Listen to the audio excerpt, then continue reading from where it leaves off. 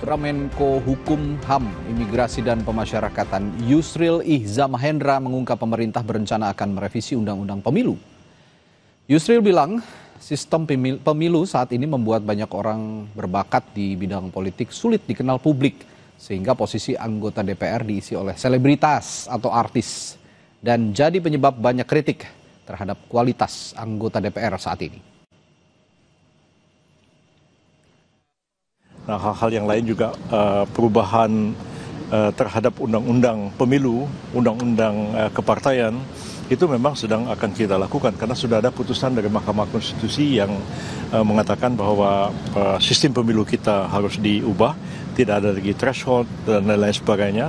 Dan Pak Presiden pun di awal-awal masa pemerintahan beliau menegaskan bahwa kita perlu melakukan reformasi politik yang seluas-luasnya supaya partisipasi politik itu terbuka bagi siapa saja dan tidak hanya orang-orang yang punya uang, tidak saja mereka yang selebriti, artis yang menjadi politisi, tapi harus membuka kesempatan pada semua. Nah, sistem sekarang ini membuat orang yang berbakat politik tidak bisa tampil ke permukaan, maka diisi oleh para selebriti, diisi oleh artis, dan kita lihat ada kritik terhadap kualitas anggota DPR sekarang ini, dan pemerintah menyadari hal itu. Saudara, tuntutan 17+8 muncul, salah satunya karena kekecewaan publik terhadap wakil rakyat. Kritik demi kritik muncul karena wakil rakyat yang dinonaktifkan oleh partai politiknya, 3 diantaranya merupakan artis atau selebritas. Kualitas anggota DPR kemudian dipertanyakan dan membuat wacana revisi Undang-Undang Pemilu muncul ke permukaan. Apakah soal rekrutmen calon anggota legislatif ini perlu kriteria khusus? Kita akan bahas hal ini dengan Haikal, peneliti Perludem, dan Willy Aditya, anggota DPR RI, fraksi Partai Nasdem, melalui sambungan virtual. Selamat malam, Bung Haikal, Bung Willy. Malam, Mas Adi. Oke, saya ke Bung Willy dulu kalau gitu. Ini partainya juga mewakilkan salah satu artis yang akhirnya juga dinonaktifkan. Bagaimana melihat usul ataupun pandangan dari Prof. Yusril sebagai Menteri Hukum, Bung Willy? Ya, tentu ini harus gayung bersambut ya. It's time to bersih-bersih, tapi ada kata pepatah, Hadi, jangan mengambil keputusan di saat emosi. Oke. Itu yang harus kita jadikan basic ke depan. Saya berulang kali mengatakan keputusan kita harus kita letakkan secara scientific approach on development, on policy. Oke. Kenapa? Karena harus ada riset. Ini waktu kita tidak mungkin hanya mengatakan yang sekarang jelek, apakah yang sebelumnya juga nggak jelek. Gini, kalau kita berbicara hanya semata-mata pada satu sisi atau satu variabel, saya mau tanya sama teman-teman, apakah seorang Rieke Diah Pitaloka tidak hebat? Ya, saya sepakat itu. Nah, maka kemudian politik itu punya 2 kaki, apalagi demokrasi dalam ranah pemilu. Yang pertama adalah selalu berbicara tentang representasi, dia mewakili siapa dan untuk apa. Yang kedua adalah proses pelembagaannya. Nah, kita sedang berbicara apa di sini? Nah, kalau menurut hemat saya sebagai anggota dewan, sebagai bapilu partai, sebagai penggiat partai, yang harus kita lakukan adalah sebuah proses pembaharuan, entah itu namanya transformasi, entah itu namanya reformasi, tapi secara menyeluruh. Semesta politiknya yang harus kita lihat. Jadi saya sepakat ini waktunya, tapi tidak dengan basis emosional. Kenapa? Kita harus berkaca. Dulu kita menolak sistem yang tertutup dan kemudian menggunakan proporsional terbuka ini atas kritik kita pada masa lalu yang sangat limitasi. Ingat itu. Bahkan lagu Iwan Fals, masih ingat Mas Hadi, bahwasanya tidak kenal siapa Pak wakilnya. Iya kan? Jadi masing-masing, semua teori politik, semua teori sosial politik itu memiliki cacat bawaan. Semuanya. Nah, tinggal adalah yang harus kita lakukan. Menurut hemat saya, 2 hal. Yang pertama adalah scientific approach. Kita harus melakukan riset base yang kemudian berbasiskan dialog, poros keduanya. Harus dialog multi layers. Inilah deliberative democracy. Kita tidak menggunakan lagi Athenian demokrasi. Kalau hanya para filosof yang berdemokrasi, itu Athenian demokrasi. Kalau hanya suara Vox Populi, Vox Dei yang berdemokrasi, itu adalah demonstrasi. Suara rakyat, suara Tuhan. Nah, maka kemudian kita harus mencari benang merahnya, bahwasanya deliberative demokrasi itu adalah basisnya dialog, yaitu melibatkan siapa saja, ya political society, civil society, ya state dalam hal ini, dan kelompok-kelompok kepentingan lainnya untuk duduk bersama, karena tidak ada yang sempurna atau paripurna. Ada kelemahannya dan ada kelebihannya semuanya. Saya menangkapnya dari pernyataan Bung Willy ini, selain bukan hanya soal jangan emosional untuk mengambil keputusan, saya melihatnya tidak semua artis, Bung Hekal, tidak semua artis itu punya reputasi yang buruk di politik. Tadi Bung Willy sudah mencontohkan betapa hebatnya Rieke Diah Pitaloka, betapa hebatnya kalau saya melihat ya, ada Nurul Arifin juga di sana yang juga punya kapasitas baik. Desi Ratnasari, oke. Nah, ini berarti partai politiknya kah yang harus juga pilih-pilih ya? Boleh saja artis, tapi yang punya kapasitas. Bagaimana? Ya, saya sepakat ya dalam posisi itu, bahwa kita tidak bisa kemudian melabeli profesi artis itu sebagai kemudian profesi yang tidak layak untuk masuk ke dunia politik. Kita nggak bisa mengeneralisasi seperti itu. Bahwa ada kemudian artis yang atau selebriti yang kemudian memiliki kualitas yang bagus, kita lihat ada. Namun ada juga kemudian yang mungkin ya kualitasnya tidak baik atau kemudian tidak memahami prosesnya, ya ada juga gitu. Artinya apa? Peran partai politik lah di sini yang harus kuat. Bagaimana kemudian mencari kader itu tidak hanya sebatas popularitas semata, tidak hanya sebatas untuk memenangkan kontestasi kandidasi saja, namun kemudian harus memikirkan bagaimana ini akan bekerja nantinya. Oknum-oknum atau orang-orang ini yang sudah dipilih oleh partai politik untuk mewakili partai politik di dalam kontestasi pemilu, itu kan harus dilihat bagaimana kemudian track recordnya, kualitas dan sebagainya. Maka dari itu kalau misalnya ya berkaitan dengan hal itu, kami di dalam usulan naskah rancangan undang-undang pemilu, jadi ini sekadar informasi Mas Adi, bahwa kalau seandainya tadi kan Bang Willy mengatakan bahwa kita harus scientific base, kita harus melakukan research terlebih dahulu. Nah, teman-teman di masyarakat sipil, di NGO ya khususnya, itu kemudian sudah melakukan itu dari beberapa waktu yang lalu. Dan sekarang kami sedang menyusun naskah rancangan undang-undang versi ataupun usulan masyarakat sipil, yang salah satu poin di dalamnya adalah berkaitan dengan hal yang tadi. Bahwa kami mengajukan harus ada persyaratan minimal waktu seseorang sebelum dia dicalonkan oleh partai politik untuk menjadi calon anggota legislatif, ada waktu tertentu dia mengabdi. Kalau misalnya kita atur misalnya ya 2 tahun. Jadi sebelum dia mengabdi di partai politik. Di partai politiknya ya, mengabdi di partai politik yang bersangkutan yang akan, jadi nggak bisa juga. Dia ngabdi di partai politik A terus tiba-tiba nyalon di partai politik B, nggak boleh gitu juga dong gitu. Jadi ada waktu sehingga apa?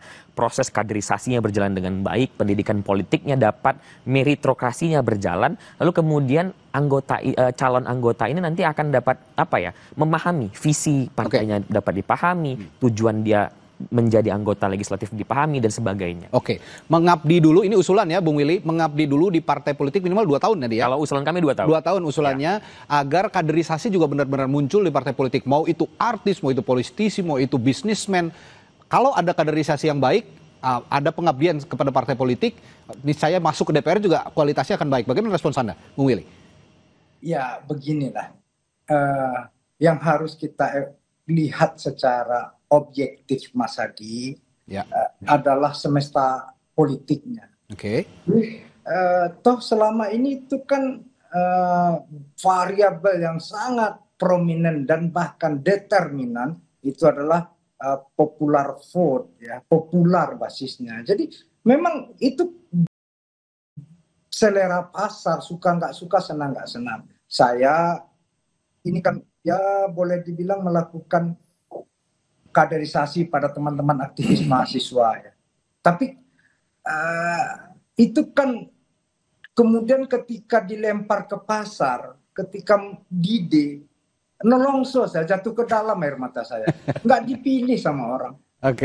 Jadi ada realitas itu yang kemudian harus kita pahami, bahwasanya untuk ini kita rubah. Sepakat saya.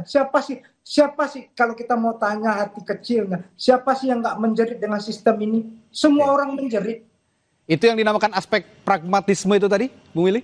Gini, ada beda oportunis dan pragmatis, itu dua hal yang berbeda. Dalam kontestasi, siapa sih yang nggak ingin menang? Itu aspek pragmatis.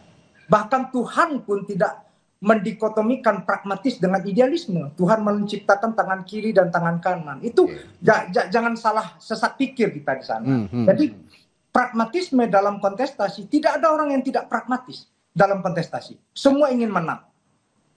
Maka kemudian kami menawarkan kalau Mas Hadi merujuk kepada risalah hasil Kongres Partai Nasdem itu adalah mixed vote. Apa itu? Ada popular vote, ada party list. Ini based on Jerman dan Jepang experience. Nah, ini yang tapi kemudian ini salah satu baru tawaran. Bagaimana caranya kita duduk bersama? Kita nggak boleh melakukan klaim kebenaran sepihak, enggak. Kenapa? Kita harus duduk bersama melihat, karena kita tidak mau terjebak pada rasionalitas ekstrim dan empirisme ekstrim. Nah, disinilah peran dialog satu dan lainnya untuk meletakkan, kita lihat apakah ini kan tidak hanya rekrutmen ya, tidak hanya sistem pemilunya. Kita lihat juga aspek penyelenggaraan pemilunya, pelaksana pemilunya, state aktor yang lainnya. Nah, jadi banyak variabel-variabel di sana yang kemudian kita kaji, bahwasanya bertepuk tidak sebelah tangan, Mas Hadi. Oke, nah kalau gitu pertanyaan saya selanjutnya, bagaimana Bung Hekal menyeimbangkan antara yang disebut oleh Bung Willy tadi popular vote ya, dengan kualitas, supaya tidak terjadi lagi di hadapan publik seperti yang kemarin. Ada 3 selebritas yang akhirnya dikritik oleh publik karena punya pola komunikasi yang begitu buruk dan menyebabkan gelombang unjuk rasa yang begitu luas. Ya.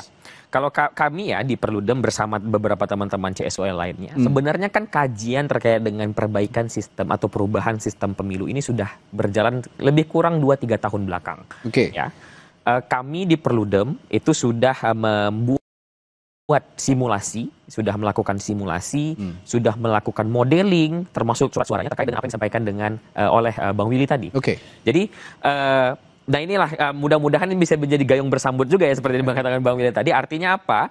Artinya ada berbagai elemen yang sudah sama-sama memikirkan. Kalau saya tidak salah juga dari pemerintah itu, dari Kemendagri dan juga dari Bappenas, itu sudah melakukan simulasi dan modeling juga terkait pilihan-pilihan. Nah, jadi saya menjelaskan sedikit Mas Hadi terkait dengan mix method yang tadi disampaikan oleh Bang Willy ini dikenal ada 2 kutub lah ya, ada 2 jenis. Yang pertama paralel, yang kedua itu mixed member proporsional.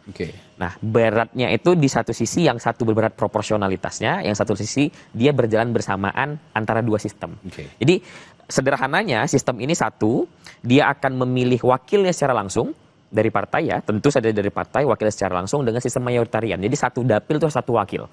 Dan satu sistem lagi, ini akan ada sistem proporsional yang proporsionalnya adalah proporsional tertutup. Jadi partailah yang memiliki kewenangan untuk memilih. Nah, dengan adanya 2 sistem ini, nanti orang-orang yang kemudian punya popularitas tinggi ini ditempatkan di mayoritariannya, sistem mayoritarian. Dan orang-orang yang mungkin championnya partai ya, punya kualitas yang baik namun mungkin popularitasnya tidak begitu tinggi, ditempatkan di sistem yang proporsional tertutupnya.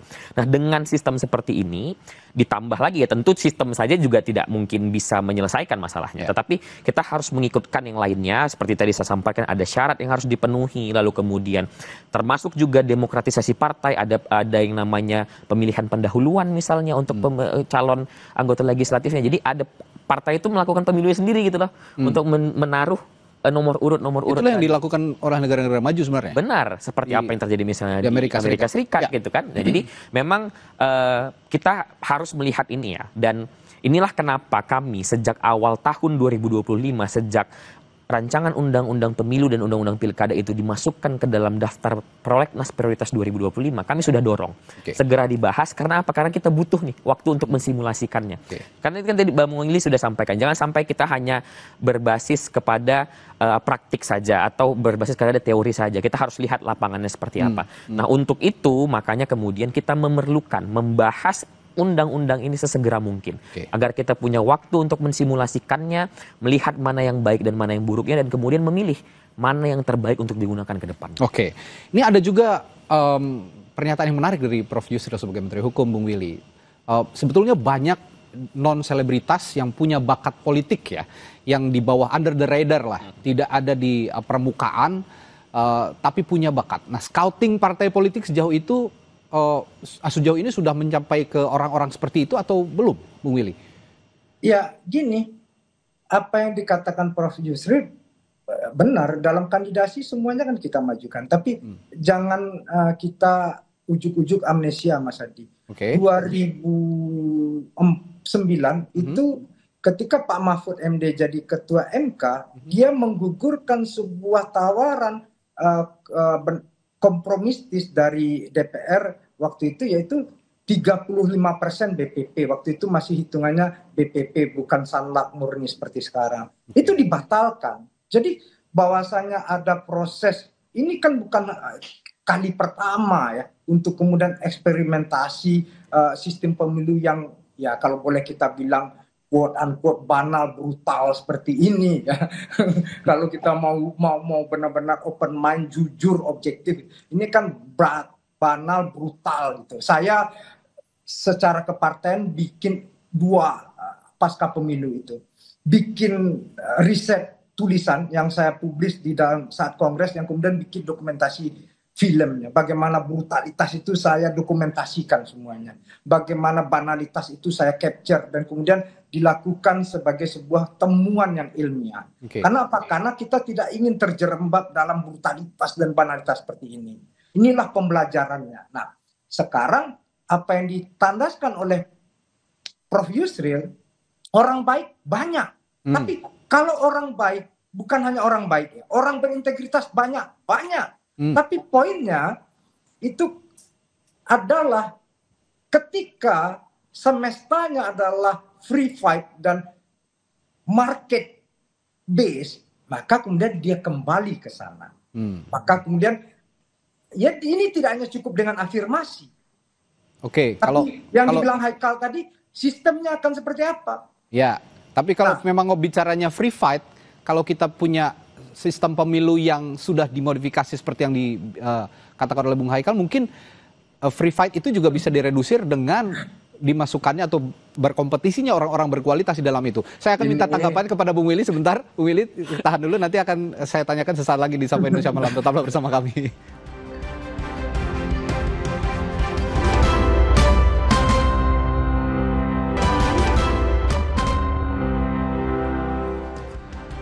Kembali di Sapa Indonesia Malam. Tadi sebelum jeda saya bertanya ke Bung Willy atau meminta respons tanggapan dari Bung Willy. Kalau Bung Willy tadi mengatakan semesta politik harus berubah, ya kalau memang ingin berubah, sistemnya juga harus diubah dengan modifikasi yang dikatakan Bung Haikal tadi. Bagaimana Bung Willy?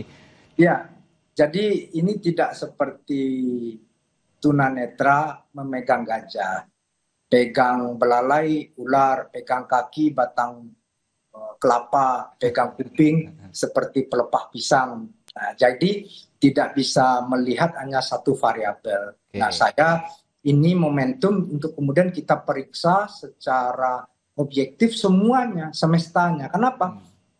Sistem pemilu itu kan bagian part of, di dalamnya juga ada government system gitu. Nah, maka kemudian sistem bernegara. Kita mau pilih yang mana? Termasuk yang gugatan teman-teman dari civil society tentang pemisahan pemilu nasional dan pemilu daerah. Ya. Ini yang harus kita lihat secara objektif, ini kan bernegara. Ini kan bukan main game SimCity ya, yang kemudian bisa dibongkar pasang. Menarik nih analoginya. Ini berbicara tentang human, antroposentris kita di sini. Nah, dalam konteks itu saya punya salah satu cerita lah. Sahabat saya Masinton Pasaribu yang sekarang jadi Bupati Tapteng itu. Dia habis masa mudanya melakukan advokasi di sebuah komunitas. Nah, lalu kemudian orang sakit dia urus, orang mati dia urus, orang sekolah dia antar. Tapi ketika hari H, apakah orang pilih dia? Belum tentu. Nah, di sini kita memeriksa tentang patahnya representasi kita. Bagaimana liberal demokrasi itu jantungnya adalah kapital. Di semua negara liberal demokrasi. Nah, tapi di kita apesnya sudah berbiaya mahal, instrumennya money politik lagi. Nah, ini sudah jatuh tertiban tangga, diludahin gitu kan. Nggak enaknya minta ampun. Gitu kan? Nah, jadi kita harus periksa ini. Ini kita nggak boleh menyalahkan siapapun. Karena apa? Ini pilihan kolektif waktu saat itu. Nah, di saat inilah Haikal, saya dan kawan-kawan termasuk government, state dalam hal ini, kita sama-sama duduk. Saya orang yang open mind untuk berdialog, bahasanya kita tidak cari menang-menangan. Ayo, kenapa? Ini kepedulian kita bersama. Ini sistem yang mengantarkan kita hidup bernegara, berbangsa. Maka kemudian bagaimana melahirkan politik itu basisnya satu aja Mas Adi, adalah keberpihakan. Oke. Nah, saya waktu jadi wakil ketua balik periode kemarin itu mendorong setiap rapat badan legislasi itu ditayangkan secara langsung melalui sosmed dan YouTube DPR. Sehingga orang memberikan masukan, input segala macam. Nah, ruang dialog ini yang harus kita perlebar, tidak menang-menangan ya. Ini momentum untuk kemudian melihat bahwasanya yang patah representasi ini di mana letaknya. Ya. Apakah memang karena money politiknya yang banal sebanal-banalnya, atau yang kedua bagaimana pelembagaan demokrasinya. Nah, demokrasi ada giumnya Mas Hadi adalah it's not about good man and good will, but it's about role of game. Itu yang paling penting, aturan main. Ya. Kenapa? Sehebat apapun orang, dia bisa kalah dalam pemilu. Ini seandainya semua anggota DPR kayak Bung Willy, mungkin hingga saat ini Indonesia damai-damai aja, nggak ada yang kayak kemarin begitu ya. Ini pola komunikasi yang seperti ini yang memang dibutuhkan oleh publik, sehingga publik juga paham bagaimana anggota Dewan bisa merepresentasikan partai politik maupun juga konstituennya di parlemen.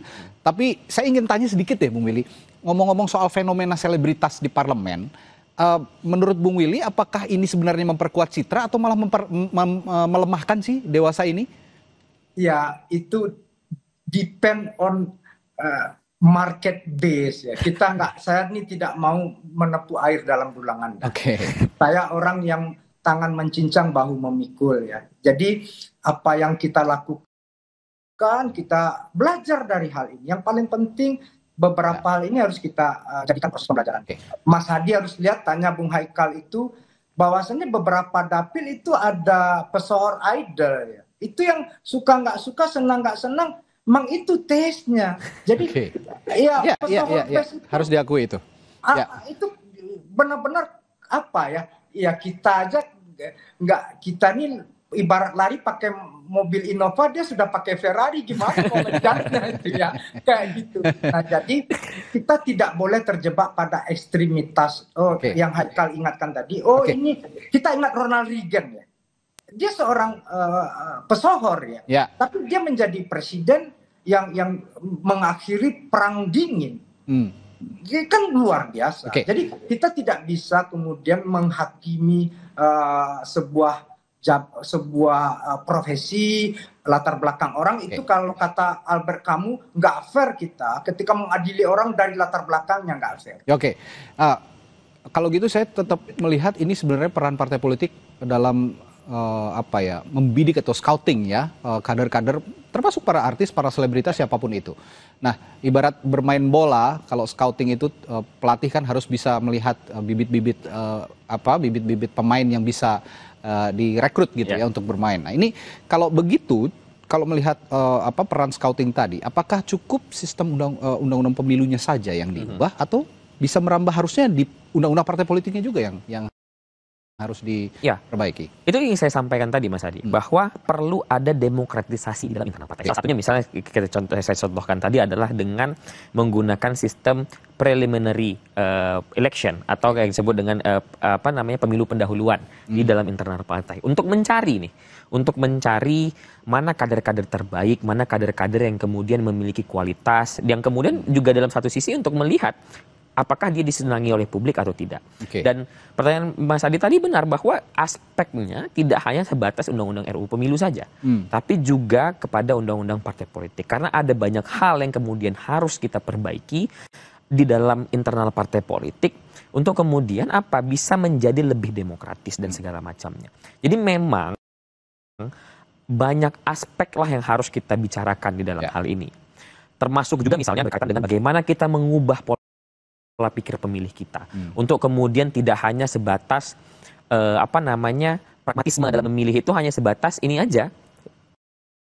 Melihat ini yang memberikan uang atau kemudian ini yang terkenal gitu. Nah, ini juga kan sebenarnya kenapa kemudian misalnya dalam konteks yang lain teman-teman Perludem mengusulkan untuk satu merubah sistem pemilu dan kemudian merubah desain keserentakan. Karena kalau dengan desain yang sekarang dengan pemilu 5 kotak itu partai politik kalau saya tidak salah di angka 20-an ribu sekian. harus mencari kader di satu waktu yang sama. Gitu ya. Nah, kalau seandainya ini bisa diubah, kalau sesuai dengan putusan MK misalnya dengan jarak 2 tahun, ini akan memberikan insentif lah, walaupun mungkin tidak sebesar yang kita bayangkan, tapi ada sedikit insentif partai politik ini bisa untuk kemudian lebih lega, lebih bernafas untuk kemudian melakukan kaderisasi, termasuk scouting yang tadi disampaikan. Nah, kalau begitu melihat kondisi saat ini dan pernyataan usulan dari Prof. Yusril tadi, sejauh mana sih sebenarnya usulan ini bisa terrealisasi sekarang di keadaan seperti saat ini? Nah, ini tergantung sekali dengan political will dari partai yang ada di parlemen dan juga presiden. Kenapa? Karena bagaimanapun pembentuk undang-undang itu kan antara DPR dan juga presiden ya. Artinya apa? Proses kesepakatan politik, proses lobby politik yang terjadi dalam itulah yang kemudian akan menentukan. Kami di luar ya, CSO dalam posisi ini kemudian memberikan masukan. Kenapa kemudian kami memilih untuk lebih dulu menyelesaikan naskah rancangan undang-undang dan juga naskah akademik usulan kami, karena kami ingin ini adalah bahan dialog yang akan dibawa ke pembentuk undang-undang. Artinya apa yang disampaikan Bang Willy tadi bahwa ini akan menjadi dialog, ini yang kemudian kami usahakan. Bagaimana kemudian kami menyerap apa yang disampaikan masyarakat, kami juga melakukan riset, kajian untuk kemudian menyampaikan ini loh, kami punya riset, kami punya usulan, kami punya permintaan sebagai masyarakat, ayo kita diskusikan, ayo kita dialogkan, mana yang akan kita pilih. Kalau gitu terakhir ke Bung Willy, suasana kebatinan di parlemen bagaimana kalau begitu menanggapi usulan dari Prof. Yusril tadi, termasuk Anda juga kan di Komisi 13 ya, ini bermitra dengan Prof. Yusril sebenarnya membahas soal regulasi hukum, begitu. Bagaimana Bung Willy? Beda, itu nanti prosesnya di Komisi 2 tentang undang-undang pemilu. Memang Prof. Yusril kalau Menko nggak ada mitranya, yang ada Kementerian Teknis dan Sektor. Nah itu, tapi yang ingin saya tandaskan Bung Hadi adalah satu, bahwasanya kalau menurut hemat saya, it's time untuk kemudian dialog untuk belanja masalah dan riset.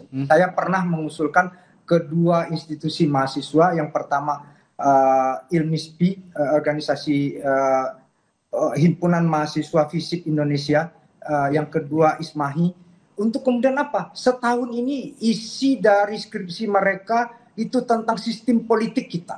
Di dalamnya ada pemilu, ada partai politik, ada representasi.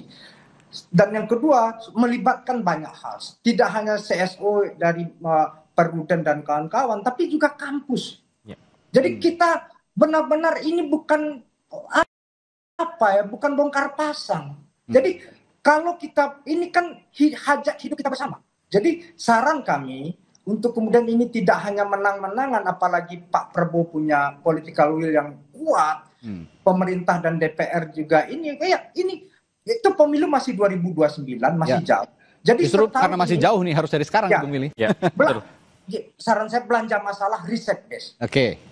Jadi kita dialog sambil sembari riset, dia paralel aja riset, dialog, sehingga kita one by one, step by step untuk menemukan kesepakatannya. Semua akhirnya semua jadi puas gitu ya. Semuanya akan enak langkap gitu. Jadi tidak hanya enak di bibir saja, tapi di hati dongkol. Gitu. Jadi enak langkap enak di bibir, enak di hati, dan kita menjalankannya secara bersama-sama. Bahwasanya ini tadi juga apa yang dibilang Bung Haikal, bahwasanya demokrasi yang maju itu tidak hanya bicara political society yang dominan, tapi bagaimana civil society-nya menjadi sangat kuat, sehingga counterpart political society dan civil society itu bisa berdialektika secara sehat. Terakhir ke Bung Haikal, biar nggak omon-omon, jadi kapan langsung ngobrol nih sama teman-teman seperti Bung Willy di ini sayangnya Bang Willy tidak di Komisi 2, jadi kita belum ada ketemu ya Bang Willy ya. Jadi kita berharap ya memang kami melakukan terus berkomunikasi ya dengan Balek, dengan Komisi 2, termasuk juga dengan Kemendagri. Kita berharap ini segera ditunaikan lah. Karena kan dari kemarin kita mengatakan bahwa kita mendengar ya dari internal DPR sendiri, bahkan dari Komisi 2 ataupun Balek, ini masih menunggu bagaimana kemudian ini akan dibicarakan, model cara pembicaraan ini akan seperti apa dan sebagainya.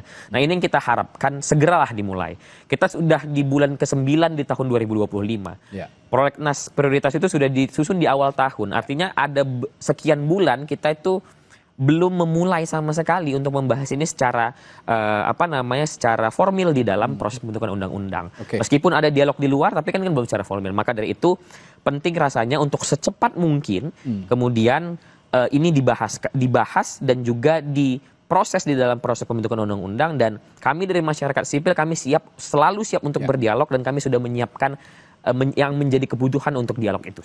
Mumpung pemilu juga masih lama. Benar sekali. Ini harus dari sekarang jadi dibahas. jangan mepet-mepet Jangan lagi. mepet-mepet. Gitu. Nanti kan kalau mepet-mepet alasannya nggak keburu lagi membahas poin-poin yang penting itu tadi. Dan ini momentum karena memang di sisi lain ada tuntutan 17+8 ini yang memang bisa mereformasi semua lini begitu, termasuk tadi kalau kata bahasanya Bung Willy semesta politiknya yang harus diubah.